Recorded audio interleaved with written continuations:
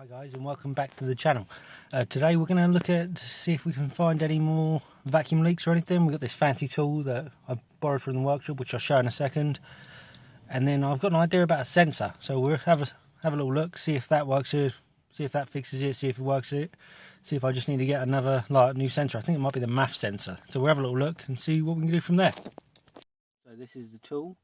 It's a Volkswagen one, VAS6213. It's supposed to detect like vacuums and pressures and things. I know it's a Volkswagen part, but we'll use it on a BMW, both German, so we'll give it a go.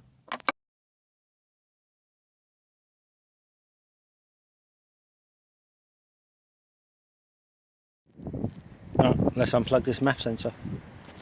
Alright guys, we've unplugged the MAF sensor. It seems to not be looking at me out of gears, for lack of a better term. So what I'll do is I'm going to probably plug it back in and then test it again, and then probably see what it does again. But as unplugged, it doesn't seem to play. It seems to be playing ball. Alright guys, we got the air mass sensor, or the MAF sensor, the new one. So we're going to give it a go. I only got a cheap one just to see if it works, but hopefully it will, and then I'll let you know how it goes.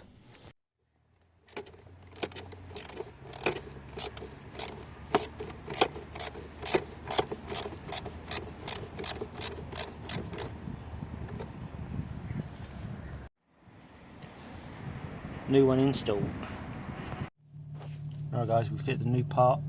It seems to have made a difference, so we shall keep an eye on it and see how it goes. But yeah, fitting the new air mass sensor seemed to have sorted it out. So we'll see if any of the codes come back. I'll leave it run for a bit, give it some runs, see if any of the codes come back, we'll go from there. But yeah, so far, success. Touch wood.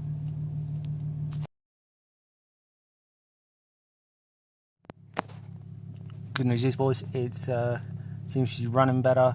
It seems to be like letting me, not full send obviously, but you know, at least give it some like beans, and doesn't like knock me out at like 15,000 RPM. So you know, one thing sorted on it, which is the main thing. Anyway guys, thanks for watching. Like, comment, subscribe, and I'll see you later.